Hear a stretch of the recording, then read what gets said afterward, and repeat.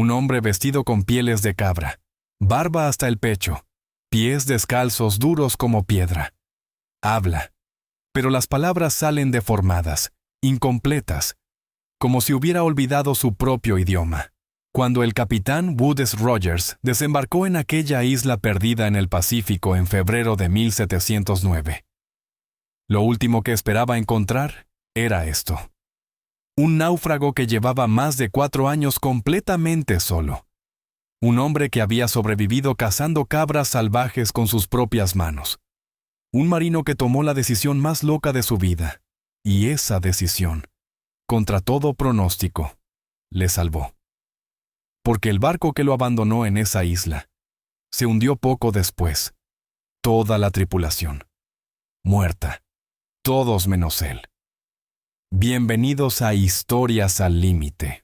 Hoy les traigo la historia real detrás de una de las novelas más famosas de todos los tiempos, Robinson Crusoe.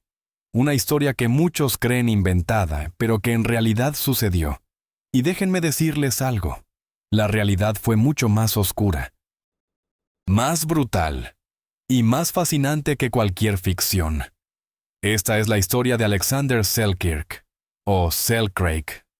Su verdadero apellido, un marinero escocés del siglo XVIII, un hombre de carácter terrible, peleador, mujeriego. Alguien que huía constantemente de sus problemas, pero también el hombre que inspiraría una de las obras literarias más influyentes de la historia, el verdadero Robinson Crusoe. Y la pregunta que nos perseguirá durante toda esta historia es esta: ¿qué transforma más a un hombre? ¿La compañía de otros seres humanos? ¿O la soledad absoluta? Vamos a descubrirlo.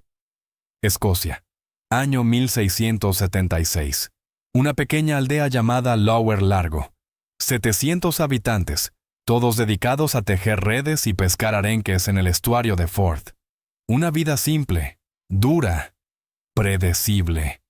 En esta aldea nace Alexander Selkirk, séptimo hijo de John Selkirk, un zapatero. Y en aquellos tiempos, ser el séptimo hijo significaba algo muy claro. No heredarías nada. Tus hermanos mayores se repartirían lo poco que había. Y lo que había no era mucho. Así que, desde niño, Alexander sabía que su futuro no estaba en esa aldea. No estaría haciendo zapatos como su padre. No se quedaría atrapado en esa vida pequeña. Pero había un problema. Alexander Selkirk no era precisamente un buen chico. Los registros de la iglesia parroquial de Lower Largo. Y sí, tenemos registros. Documentan con detalle las travesuras de nuestro protagonista. Porque imaginen esto, en una aldea de 700 habitantes, donde el párroco lo conoce todo y a todos, nada pasa desapercibido.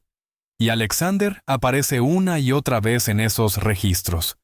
Peleas, borracheras, mujeres, lo que los registros llaman pudorosamente conducta inmoral en la iglesia. Y la entrada más reveladora, 25 de agosto de 1695, Alexander Selkirk, 19 años, es citado a comparecer ante el tribunal eclesiástico. ¿Su crimen? Comportamiento indecente durante el servicio religioso. ¿Se dan cuenta? No sabemos exactamente qué hizo, pero fue lo suficientemente grave como para convocarlo a juicio. 2 días después, otra entrada en el registro, esta vez más breve, más contundente. Alexander no se presentó al tribunal. Ha huido al mar. Así de simple, huyó, dejó sus problemas atrás y se embarcó. Tenía 19 años y ya estaba escapando. Pero aquí está lo interesante. Esto no fue la última vez, ¿o no? Porque Alexander regresaría, y las cosas empeorarían. Pasaron varios años. No sabemos exactamente dónde estuvo Alexander durante ese tiempo. Algunos dicen que se unió a la colonización de Darien, ese desastroso intento escocés de establecer una colonia en Panamá. Otros afirman que se hizo corsario, que navegó con piratas por las costas de Sudamérica. Lo que sí sabemos es que eventualmente regresó a casa, a Lower Largo, quizá pensando que había madurado, que el mar lo había curtido. que ahora sería diferente. Escuchen esto. 7 de noviembre de 1701. Otra entrada en los registros parroquiales. Y esta es espectacular.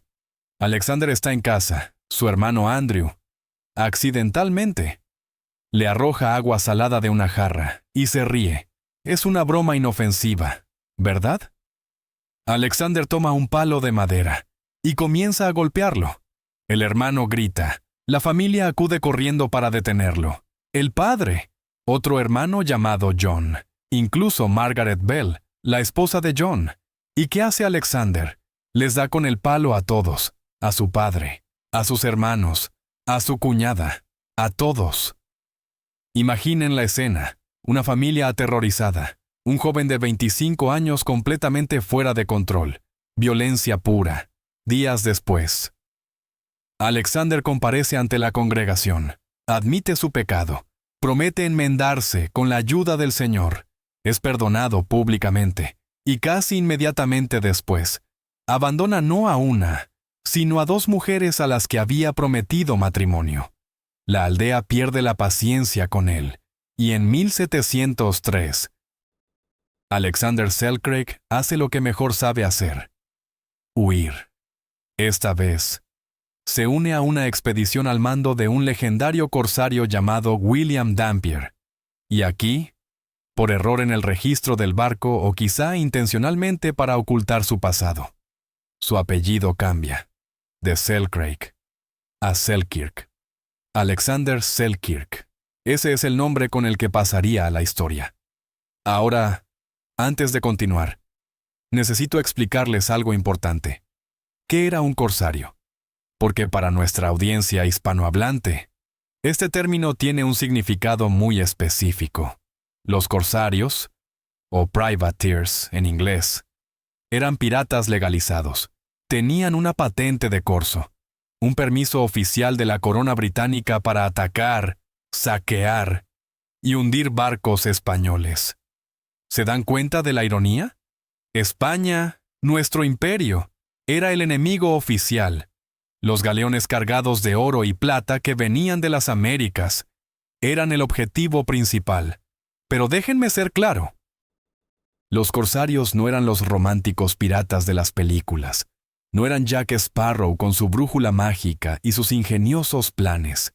Eran hombres desesperados, criminales muchas veces, gente que no tenía lugar en tierra firme, que huía de la horca, que vivía en barcos sucios, infestados de ratas, muriendo de escorbuto, fiebre amarilla, tifus.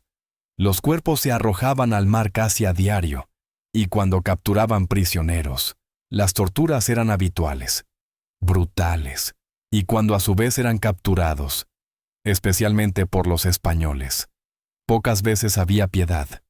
En las colonias británicas era común meter el cuerpo de un pirata capturado en una jaula de hierro con forma humana y colgarla a la entrada del puerto como advertencia. Este era el mundo al que Alexander Selkirk había decidido unirse, perfectamente adecuado para alguien con su temperamento. Septiembre de 1703. 2 barcos se preparan para zarpar desde Kinsale, Irlanda, el St. George, de 200 toneladas. Y el Cinque Ports, más pequeño, 120 toneladas. El St. George llevaba provisiones para 8 meses, 5 anclas, 2 juegos de velas, 22 cañones, 100 armas de fuego, 30 barriles de pólvora y 120 hombres. 120 hombres en un barco diseñado para 50. ¿Por qué tantos? Algunos dirían que necesitaban tripulación extra para los barcos que planeaban capturar. Pero la verdad más oscura es esta. Los oficiales sabían que la mayoría moriría en el camino. Tifus, cólera, escorbuto, malaria, fiebres, combates, deserciones. Todo esto reduciría rápidamente los números, y así fue. Un mes después, 15 hombres tenían fiebre, otros más, escorbuto. En noviembre, el capitán Charles Pickering muere de fiebre. El mando del Cinque Ports pasa a un joven teniente llamado Thomas Stradling. Un hombre de clase alta, inexperto, arrogante, La tripulación lo odiaba, y cuando los barcos comenzaron a saquear barcos españoles frente a las costas de Brasil, la tripulación ya estaba al borde del motín. Piensen en esto: hombres durmiendo en ropa mojada, sábanas enmohecidas, barcos que eran incubadoras de enfermedades, agua podrida, comida infestada de gusanos, capitanes incompetentes. La comida era tan mala que los marineros encontraban gusanos en los bizcochos, gusanos vivos, y los comían de todos modos porque era eso, o morir de hambre. El agua almacenada en barriles de madera se volvía verde, espesa, con un sabor nauseabundo. Pero era la única agua disponible. Y el escorbuto, Dios mío. El escorbuto, una enfermedad causada por falta de vitamina C, que hace que tus encías se pudran, tus dientes se caigan, tu piel se llene de hematomas, sangrando por cualquier pequeña herida. Los hombres morían lentamente, dolorosamente, mientras sus propios cuerpos se descomponían alrededor de ellos. En esos barcos, la muerte era tan común que ni siquiera hacían ceremonias. Simplemente envolvían el cuerpo en una lona. Le ataban una bala de cañón a los pies y lo arrojaban por la borda. Siguiente. Y en medio de todo esto, nuestro protagonista, Alexander Selkirk, que curiosamente no era un simple marinero, era contramaestre, un puesto de responsabilidad, lo cual significa que su experiencia previa en el mar debió ser considerable, pero también significa que estaba en posición de cuestionar al capitán, y eso es exactamente lo que hizo. Los barcos continuaron hacia el sur, bordeando Sudamérica, pasando por el estrecho de Magallanes. Ese pasaje infernal entre el continente y Tierra del Fuego donde los vientos pueden destrozar un barco en minutos. Entraron al Pacífico, atacaron barcos españoles, saquearon pueblos costeros en Perú y Chile.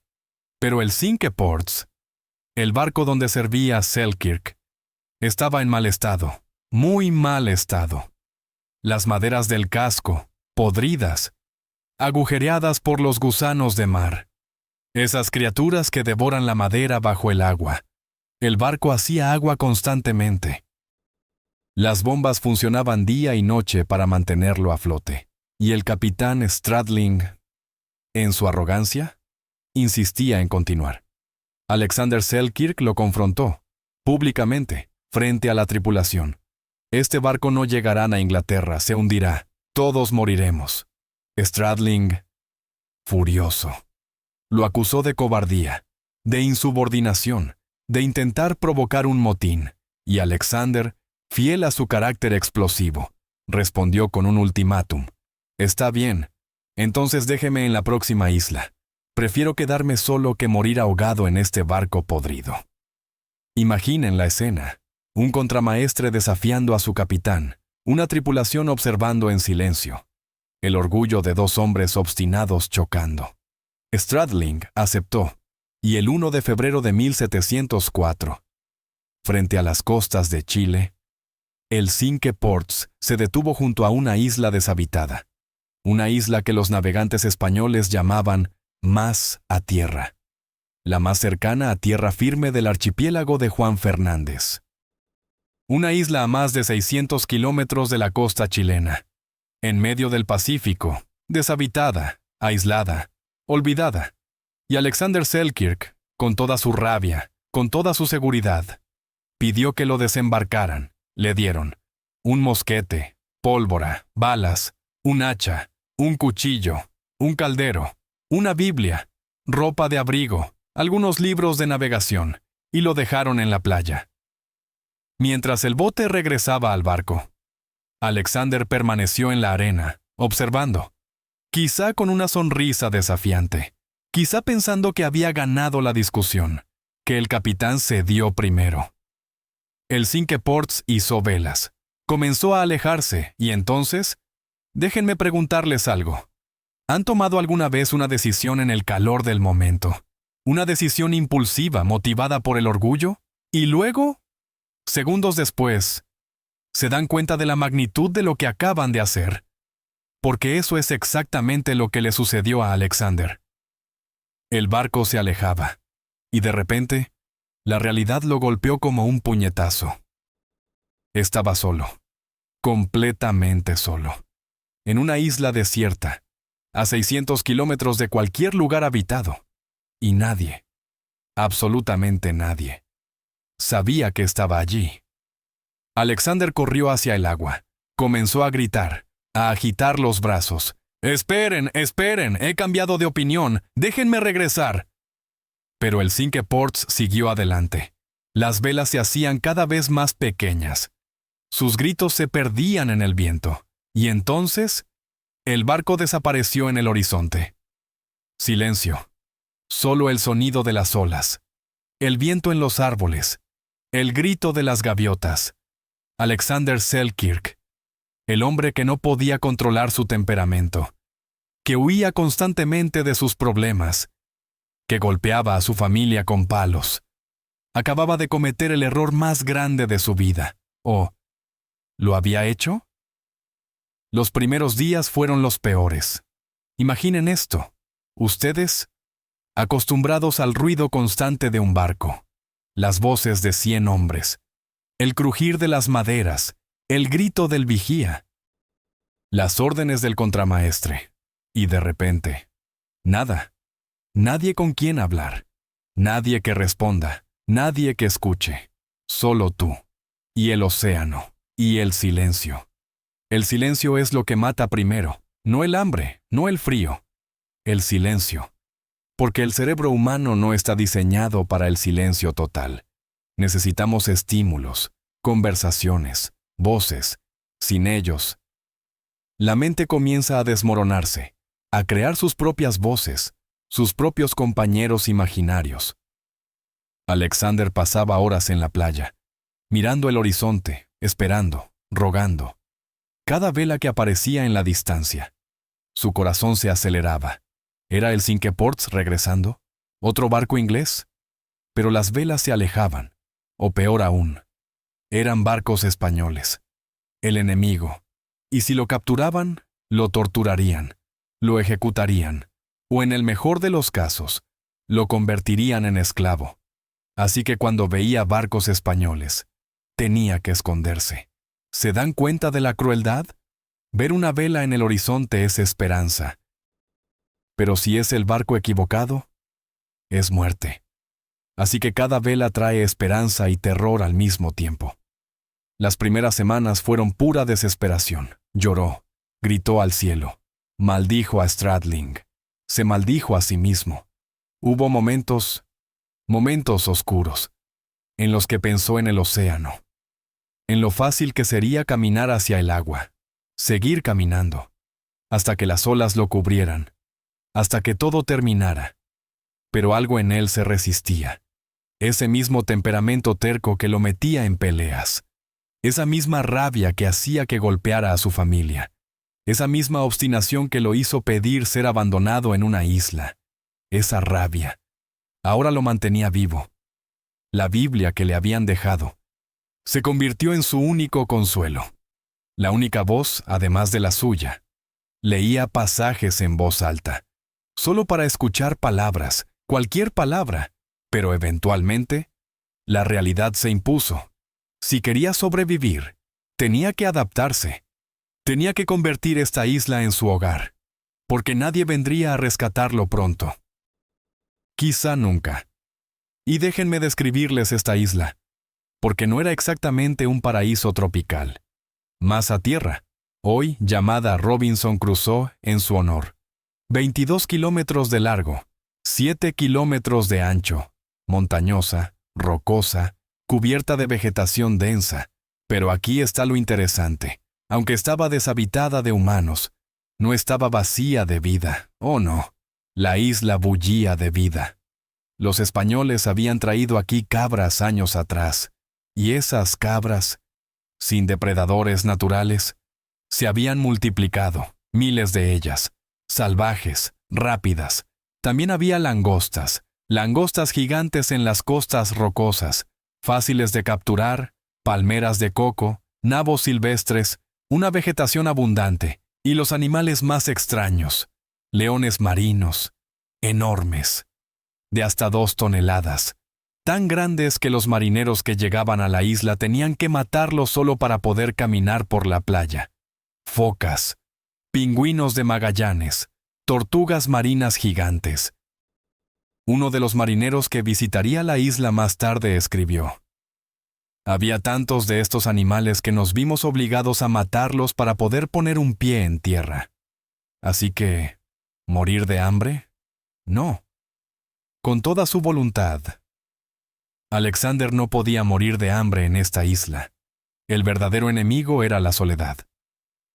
Alexander construyó 2 refugios, uno cerca de la playa, otro más arriba en las colinas, cerca de un arroyo de agua dulce. Chozas simples, hechas de ramas y hojas. Pero construir un refugio cuando estás solo no es como lo muestran en las películas. No hay montaje rápido con música inspiradora. Es trabajo duro, doloroso, solitario. Cada rama que corta, la corta solo. Cada piedra que mueve, la mueve solo. Cada nudo que ata, lo ata solo. Sin nadie que sostenga el otro extremo. Sin nadie que diga bien hecho cuando terminas. Y el trabajo físico. El trabajo físico es lo único que mantiene la locura a raya. Porque cuando paras, cuando te sientas, la soledad regresa como una ola. Aprendió a cazar, al principio con su mosquete, pero la pólvora se acabó rápidamente, y entonces tuvo que adaptarse. Las cabras eran rápidas, ágiles en las rocas, y Alexander, con zapatos, no podía seguirles el ritmo. Así que comenzó a caminar descalzo, día tras día, semana tras semana. Sus pies se endurecieron, se volvieron como cuero, como piedra. Al principio, cada paso era agonía. Las rocas afiladas cortaban, las espinas perforaban. Pero el cuerpo humano es sorprendentemente adaptable cuando no tiene otra opción. La piel se volvió más gruesa, callos sobre callos, hasta que sus pies eran prácticamente inmunes al dolor. Y eventualmente, se volvió tan rápido, tan hábil corriendo por las rocas descalzo, que podía perseguir y atrapar cabras con sus propias manos. ¿Se dan cuenta? Un marinero escocés, criado en zapatos y botas, corriendo descalzo por montañas rocosas, cazando como un depredador. El capitán Rogers más tarde escribiría: se volvió tan veloz corriendo descalzo por las empinadas colinas que podía alcanzar a las cabras salvajes. Y aquí está el detalle que me fascina. Alexander no solo cazaba cabras para comer, las contaba, les ponía marcas, llevaba un registro. ¿Por qué? Porque el cerebro humano necesita estructura, necesita propósito, necesita rutina. Sin ella, te vuelves loco. Así que creó una. Cada mañana, revisaba su fuego, cazaba, cocinaba, comía, patrullaba su isla, buscaba señales de barcos, mantenía sus herramientas, leía su Biblia, cada día, exactamente lo mismo. Porque la rutina era lo que lo mantenía humano. Mantenía un fuego encendido constantemente, usando el pedernal de su mosquete, porque si se apagaba, tendría que comenzar de nuevo, y eso podía tomar horas, días incluso con mal tiempo. Ese fuego era su vida, su calor, su forma de cocinar, su señal, su esperanza. Pero el verdadero peligro no era el hambre, no era el frío, era la soledad y los españoles. Porque los barcos españoles visitaban regularmente Juan Fernández para reabastecerse de agua y carne. Las cabras y los leones marinos eran un recurso fácil, y si encontraban a un corsario inglés en su territorio, lo ejecutarían sin pensarlo 2 veces. Así que Alexander construyó un puesto de observación, en lo alto de una colina, desde donde podía ver una gran extensión de océano, y pasaba horas allí cada día, vigilando, esperando. Cuando veía velas en el horizonte, tenía que tomar una decisión en segundos: bandera inglesa, española, francesa, y los españoles llegaban. 1 vez, 2 veces, 3 veces. Y Alexander tenía que esconderse, como un animal, agachado en la vegetación. en silencio absoluto mientras ellos desembarcaban. Mataban cabras, llenaban toneles de agua. Una vez, escuchen esto, una vez enviaron un grupo de búsqueda tras él. Lo habían visto, o habían encontrado evidencia de su presencia, restos de un fuego, huesos de cabras, algo. Y enviaron hombres armados a buscarlo. Alexander trepó a un árbol. Se quedó completamente inmóvil. Los soldados españoles pasaron directamente debajo de él, hablando, riendo, buscando. Uno de ellos se detuvo justo bajo su árbol, para orinar. Alexander contenía la respiración. El corazón le latía tan fuerte que estaba seguro de que lo escucharían. Pero el soldado terminó. Se fue con los demás, y Alexander permaneció en ese árbol durante horas más, hasta que estuvo absolutamente seguro de que se habían ido. ¿Se imaginan? El terror puro. Saber que si te encuentran, es la muerte, o algo peor. Pero la soledad, eso era lo que realmente lo estaba destruyendo. No tener a nadie con quien hablar, nadie que responda. Días, semanas, meses, años. Y algo comenzó a cambiar en Alexander Selkirk, el hombre que golpeaba a su familia con palos, que peleaba en tabernas, que abandonaba mujeres embarazadas. Ese hombre comenzó a transformarse, empezó a rezar, todas las mañanas, todas las noches. Cantaba himnos religiosos, en voz alta, solo para escuchar una voz humana, aunque fuera la suya. Leía la Biblia una y otra vez, hasta que conocía pasajes de memoria. Más tarde diría, en esa soledad, fui mejor cristiano de lo que jamás había sido antes. Y el escritor Richard Steele, que lo conocería después, escribiría sobre él. Su vida se convirtió en una festividad continua, y su existencia se volvió mucho más alegre que antes. Aprendió a vivir sin sus vicios, sin alcohol, sin tabaco, sin sal. Pero, ¿realmente era más feliz o simplemente había aprendido a sobrevivir? Porque la verdad es esta: la soledad extrema hace cosas extrañas a la mente humana. Puede romperte, o puede transformarte, o quizá hace ambas cosas al mismo tiempo. Y mientras Alexander se transformaba en su isla, el mundo continuaba girando sin él. El Cinque Ports, ese barco del que había bajado, ese barco que él dijo que se hundiría, se hundió. Poco después de dejarlo en la isla, frente a las costas de Perú, golpeado por una tormenta, el casco podrido cedió, el agua entró, y toda la tripulación murió ahogada. Todos excepto el capitán Stradling y unos 12 marineros, que fueron capturados por los españoles y pasarían años en prisión. Alexander Selkirk, el insubordinado, el rebelde, el hombre que todos pensaron que estaba loco por pedir que lo dejaran en una isla desierta, había tomado la decisión correcta. Su locura le había salvado la vida, pero él no lo sabía aún, no lo sabría durante años. Mientras tanto, cada día era igual al anterior: despertar, mantener el fuego, cazar, buscar agua, vigila el horizonte, rezar, dormir. Un día tras otro, una semana tras otra, un mes tras otro, 4 años, 4 meses, 4 días, y luego, el 2 de febrero de 1709, Alexander vio algo en el horizonte: velas, 2 barcos, grandes, bien armados, banderas inglesas.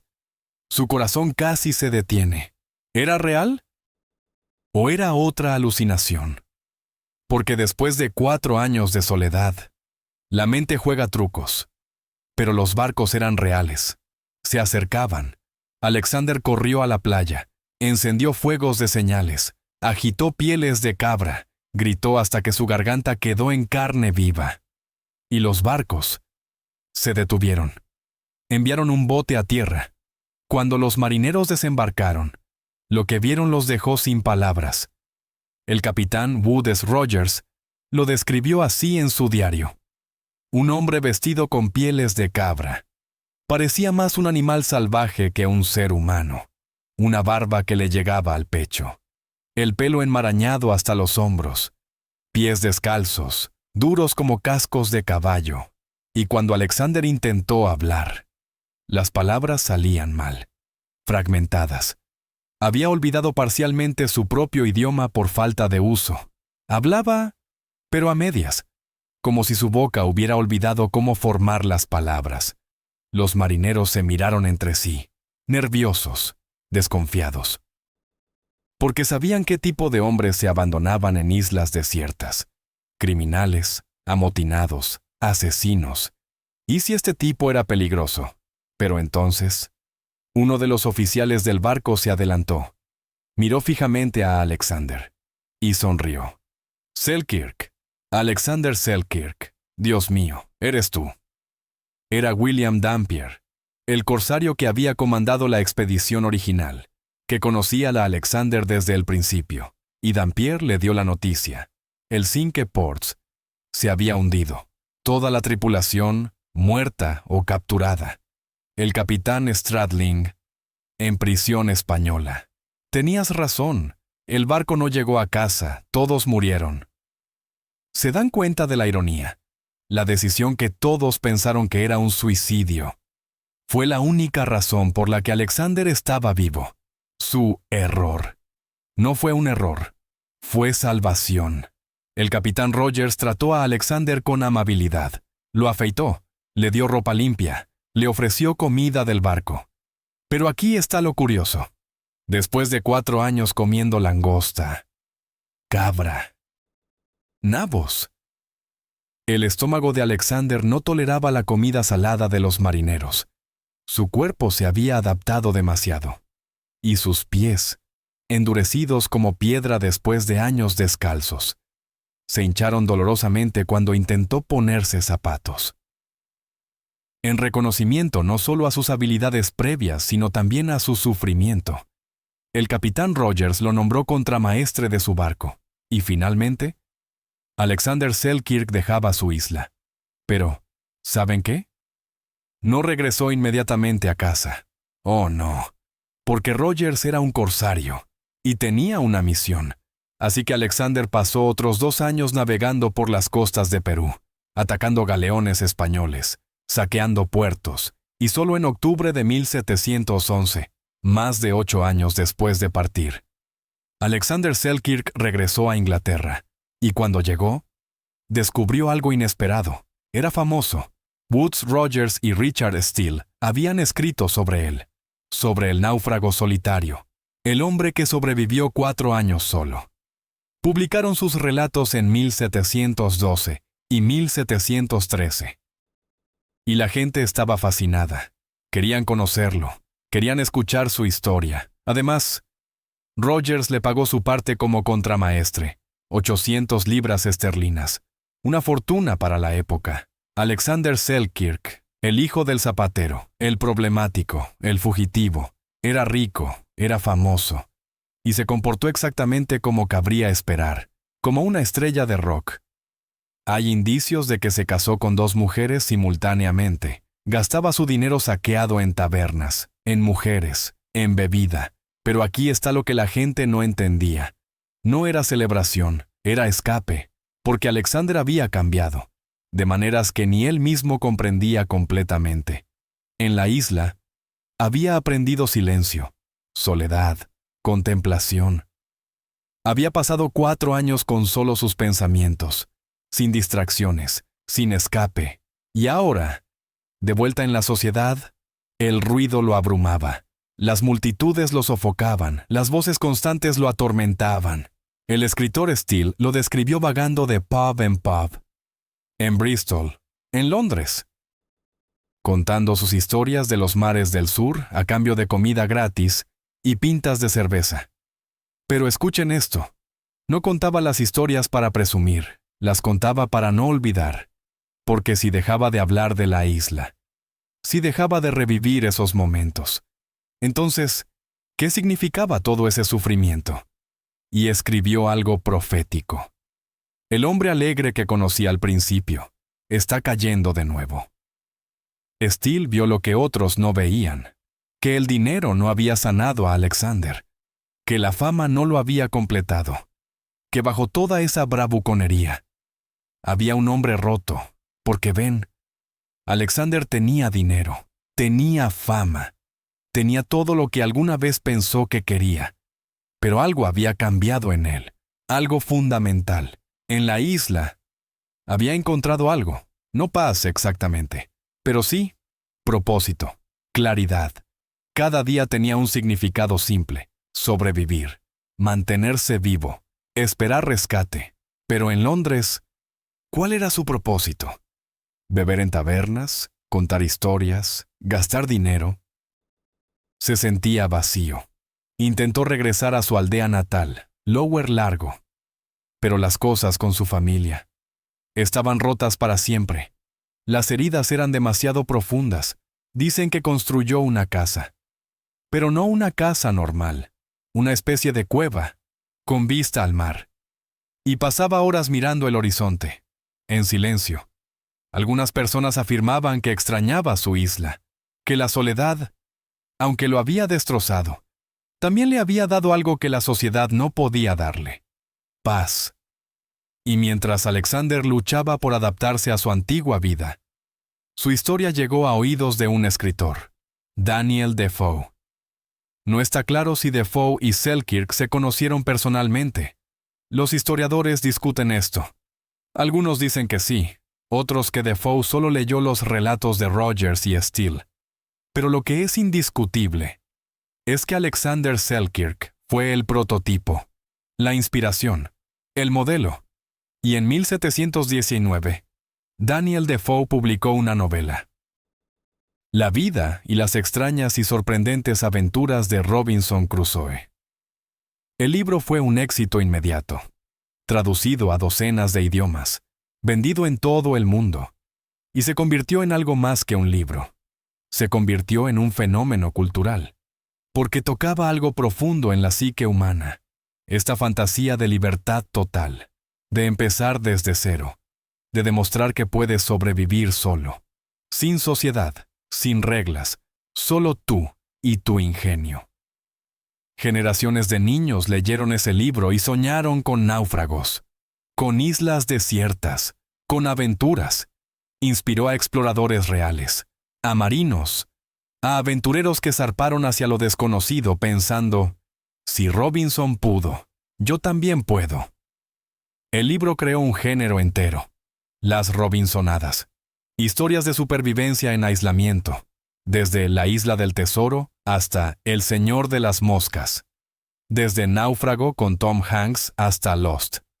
Todas tienen sus raíces en la historia de Defoe, y por lo tanto, en la historia real de Alexander Selkirk. Pero aquí está la ironía cruel. Mientras Robinson Crusoe se convertía en un símbolo de la resiliencia humana, un ícono de la supervivencia, un héroe literario admirado por millones, el verdadero hombre detrás de la historia estaba destruyéndose. Porque mientras Robinson Crusoe encontraba paz espiritual y propósito en su isla, Alexander no encontró paz al regresar. En noviembre de 1720, apenas un año después de la publicación del libro, Alexander Selkirk, de 45 años, se alistó nuevamente, primer oficial en un barco de guerra, HMS Weymouth, dirigiéndose a Guinea, a la costa dorada de África, a cazar piratas, y de nuevo, los trámites sucios, las ratas, la fiebre amarilla, el tifus. El diario del barco documenta docenas de muertes, 3 o 4 hombres al día, cayendo, muriendo, siendo arrojados al mar. Y el 13 de diciembre de 1721, una entrada breve. Viento noroeste, brisa ligera y buen tiempo. 3 hombres más de la tripulación muertos. A las 8 p.m., murió Alexander Selkirk. 45 años. Muerto de fiebre en un barco inmundo, arrojado al mar. El verdadero Robinson Crusoe. El hombre que sobrevivió 4 años solo en una isla desierta, pero que no pudo sobrevivir a la sociedad. La isla donde vivió fue renombrada en 1966, Isla Robinson Crusoe, y la isla vecina, Isla Alejandro Selkirk. Su historia fue considerada leyenda durante años, sin pruebas concretas, solo los relatos escritos. Pero en 2008, un equipo de arqueólogos llegó a la isla y encontraron algo: los restos de sus refugios, cerca del arroyo de agua dulce, 2 estructuras, exactamente donde los relatos decían que estarían, y encontraron artefactos, herramientas de navegación del siglo XVIII, probablemente pertenecientes a Alexander. La leyenda era real. Todo había sucedido exactamente como se contaba, y déjenme terminar con esto. Daniel Defoe escribió una historia de redención, de un hombre que encuentra a Dios en la soledad, que construye, que prospera, que sale mejor de lo que entró. Era una historia que la gente quería creer, necesitaba creer, porque nos da esperanza, nos dice que incluso en las peores circunstancias, podemos prevalecer, podemos crecer, podemos transformarnos. Es una hermosa mentira, pero la historia real, la historia de Alexander Selkirk, es mucho más complicada, más humana, más triste y quizá más honesta. Porque Alexander Selkirk nunca fue redimido. No realmente. Su carácter violento no desapareció con la isla. Sus problemas con la bebida regresaron. Su incapacidad para conectar con otros permaneció. La soledad no lo sanó, solo lo cambió, y no necesariamente para mejor. Aprendió a sobrevivir físicamente. Eso es innegable. Se convirtió en un maestro de la supervivencia. Podía cazar, construir, adaptarse, resistir. Pero la supervivencia emocional, la supervivencia psicológica, esa es otra historia. Y quizá la lección real aquí no es sobre supervivencia física. Es sobre algo mucho más profundo. Algo que todos enfrentamos en algún momento de nuestras vidas. La pregunta no es si puedes sobrevivir solo. La mayoría de nosotros podríamos. Con suficiente determinación. Con suficiente miedo a la muerte. La pregunta real es, ¿puedes vivir contigo mismo? Porque eso es lo que la soledad extrema te obliga a nacer. Te obliga a enfrentar cada parte de ti mismo, cada error, cada arrepentimiento, cada defecto de carácter. No hay distracciones, no hay alcohol para olvidar, no hay peleas para desahogar la rabia, no hay otras personas a quienes culpar, solo tú, y tus pensamientos, y tus recuerdos, y tus demonios. Puedes aprender a cazar cabras descalzo, puedes construir refugios, puedes mantener un fuego encendido durante años, pero no puedes escapar de ti mismo, no en una isla, no en ningún lugar. Alexander Selkirk huyó de sus problemas toda su vida. Cuando las cosas se ponían difíciles, huía, al mar, a otra ciudad, a otra mujer, a otra pelea.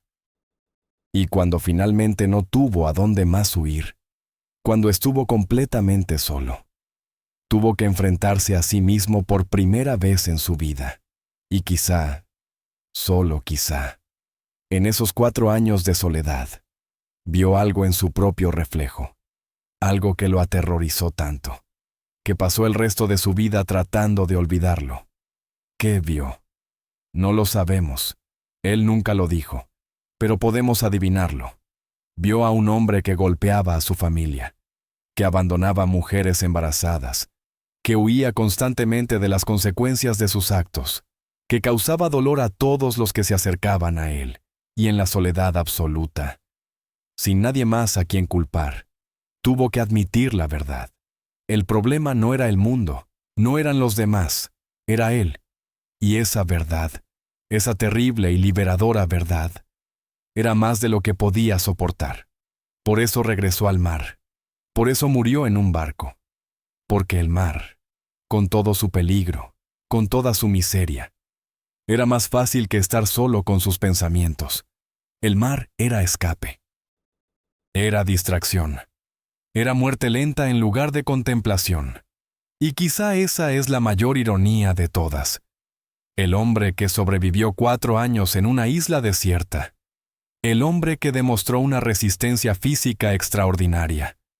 El hombre que inspiró una de las historias de supervivencia más famosas de todos los tiempos. Ese hombre no pudo sobrevivir a sí mismo. Esta ha sido la historia real de Robinson Crusoe. Una historia de orgullo, de supervivencia, de soledad, de transformación y, en última instancia, de escape. Alexander Selkirk escapó de un barco que se hundió. Escapó de una isla desierta, pero nunca pudo escapar de sí mismo. Y esa es la verdadera historia al límite. Gracias por escuchar.